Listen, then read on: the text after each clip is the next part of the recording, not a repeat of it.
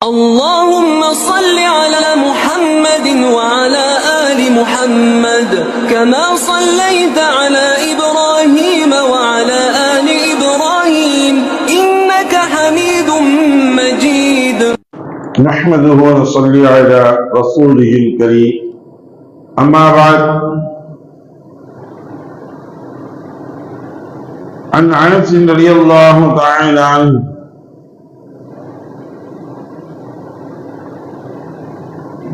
أن رسول الله صلى الله عليه وسلم أنه قال: لو كان ابن آدم واد من ذهب أحب أن له واديا آخر ولن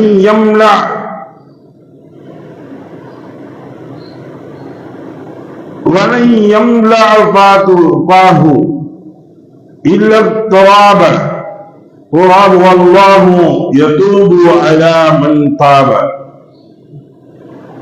أو قال النبي صلى الله عليه وسلم.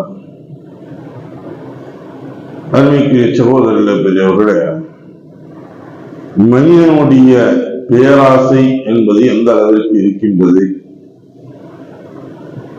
அவன் அதிலிருந்து மீள்வதற்கு என்ன செய்ய வேண்டும் என்பதை பற்றி அது சம்பந்தமான பாடங்கள் தான் என்று பார்க்க இருக்கின்றோம்.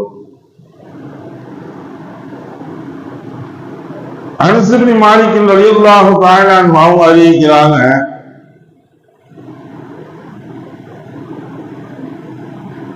ரசூலுல்லாஹி ஸல்லல்லாஹு அலைஹி வஸல்லம் அவர்கள் கூறினார்கள், ஆதமுடைய மகனுக்கு தங்கத்தால் ஒரு ஓடை இருந்தாலும் அதை போன்று மற்றொரு ஓடையும் இருக்க வேண்டும் என்று அவன் ஆசைப்படுவான்.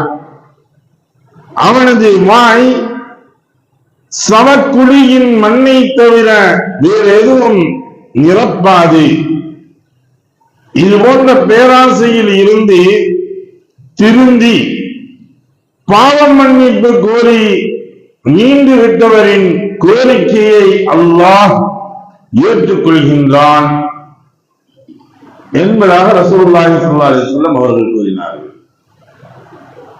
மற்றொரு ஹதீஸ்ல இதே அனஸ் ரலியல்லாஹு அன்ஹு அறிவிக்கக்கூடிய ஹதீஸ்ல சொல்லும்போது சொல்றாங்க, 2 ஓடைகள் என்பதாக சொல்றாங்க.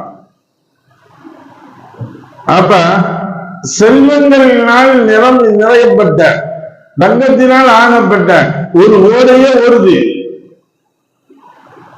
அவனுக்கு சொந்தமான ஒண்ணு.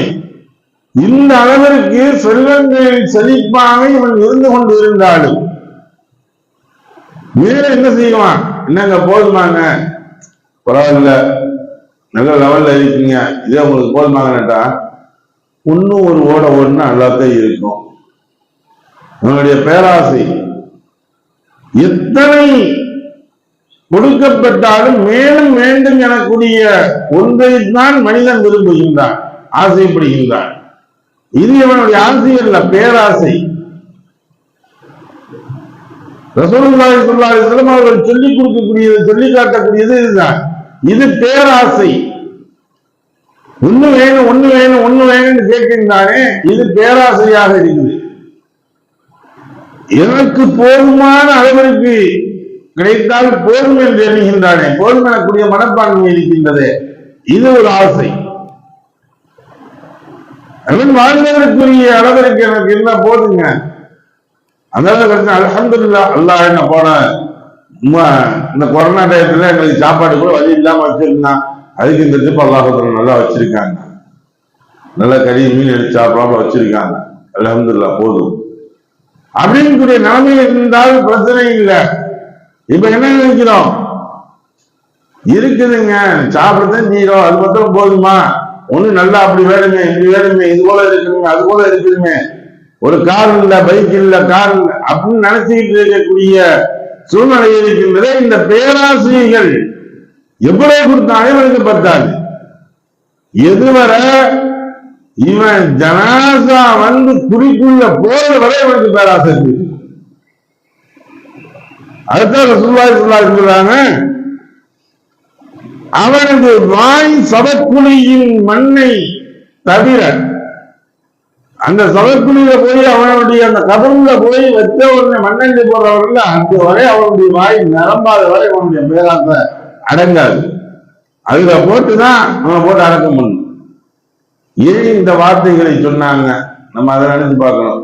ஏங்க இறந்துட்டாலே எல்லாம் போயிடுதுங்க, கட்டில் கருணாக்குடி மக்கள் அவுத்து விட்டுறாங்களே, கசப் மாத்த டயத்துல எந்த ஒண்ணுமே இல்லையே, அந்த மல்லு துணியை ஒண்ணுதான் போடுறாங்க அப்படின்னு நமக்கு நடக்கிறது. சரி, இன்னைக்கு கோடீஸ்வரன் பணக்காரர்கள் அரசியல்வாதிகள் இந்த லெவல்ல எடுத்து பாருங்க. சில நபர்கள் பொருள்களை சேர்த்து தங்களுடன் புதைக்குமாறு சொல்றாங்க. தங்களுக்கு வழங்கக்கூடிய அந்த சவப்பெட்டி முதற்கண்டி தேக்காத ஆனதாக இருக்க வேண்டும், அது லட்சக்கணக்கில் இருக்கக்கூடியதாக இருக்க வேணும் அப்படின்னு சொல்லி எல்லாம் செஞ்சுக்கிட்டு போட்டு இருக்காங்க. இதெல்லாம் ஒரு பேராசைகள் உள்ளதான். எந்த கட்டையை போட்டாலும் அங்க மண்ணில் மக்கத்தான் போகுது, நெருங்கில வச்சாலும் மக்கத்தான் போகுது. இந்த உடம்பு அப்படி இருக்க போறது இல்லை. எப்படியா இருந்தாலும் என்னைக்காச்சும் ஒரு நாள் அதிகத்தான் செய்யும். அப்ப அந்த கடைசி நேரத்தில் இவனுடைய வாய்க்கு மண் அடைக்கின்றதே, அதுவரை இவனுடைய இது இருந்துகிட்டேதான் இருக்குது, இந்த அளவு இருக்கு. அப்ப அவனுடைய வாயில் மண் அடையும் வரை தவிர வேற எதுவும் நிரப்ப முடியாது. இதுல இருந்து இவன் மீண்டு வரணும், தௌபா செய்யணும். அல்லாஹ்கிட்ட தௌபா செஞ்சு மீண்டு, யாரெல்லாம் நான் எண்ணியதெல்லாம் தவறு, நீ கொடுத்ததற்கு நன்றி என்றால் சொல்வதற்கு இயலவில்லை, அந்த அளவிற்கு நீ எங்களுக்கு கொடுத்திருக்கின்றாய் என்பதாக இவன் தௌபா செய்து மீண்டு வர வேண்டும் என்பதாகத்தான் சொல்லி காட்டுறாங்க. இன்னும் சொல்வதாக இருந்தா, செல்வம் அதிகமாக இருக்கக்கூடியதை மட்டும் ரசூலுல்லாஹி ஸல்லல்லாஹு அலைஹி வஸல்லம் சொல்லும்போது சொல்கின்றார்கள். அபூ ஹுரைரா ரலியல்லாஹு அன்ஹு அவங்க அறிவிக்கக்கூடிய ஹதீஸ், வாழ்க்கை வசதிகள் அதிகமாக இருப்பது செல்வம் இல்லை, மாறாக போதும் என்ற மனமே உண்மையான செல்வமாகும். எவ்வளவு அருமையா சொல்லியிருக்காங்க. இவன் எவ்வளவுதான் செல்வங்கள் இருந்தாலும் குமிஞ்சிருக்கு, அவனுக்கு வாழ்க்கை வசதியாக இருக்கிறான், இதெல்லாம் செல்வம் அல்ல. ஆனால் கிடைத்ததை வைத்து போதும் என்ற மனப்பான்மை இருக்கின்றதை, இதுதான் இவனுக்கு உயர்ந்த செல்வம். செல்வத்திலேயே உயர்ந்த செல்வம் இதுதான் என்பதாக ரசூலுல்லாஹி ஸல்லல்லாஹு அலைஹி வஸல்லம் அவர்கள் நமக்கு சொல்லி காட்டுகின்றார்கள். இந்த உலகம் இருக்கின்றதே ஒரு கவர்ச்சிகரமாக தரக்கூடிய ஒரு உலகம் என்பதை பற்றியும் சொல்லியிருக்கின்றார்கள். இன்ஷா அல்லாஹ் அதை நாளை இந்த கவர்ச்சியை அஞ்சிக் கொள்வது எப்படி என்பதை பற்றி எல்லாம் சொல்லக்கூடிய அடுத்துள்ள ஹதீஸ்கள் இருக்கின்றது. எது இதுவரை படித்தோமோ கேட்டோமோ அதன் பிரகாரம் விளங்கி நடக்கக்கூடிய, புரிந்து நடக்கக்கூடிய நன்மக்களாக உள்ளவங்களாக ஆக்கிய விரிவானாக. வாக்கத்தாவுடன் அல்ஹம்துலில்லாஹி ரப்பில் ஆலமீன்.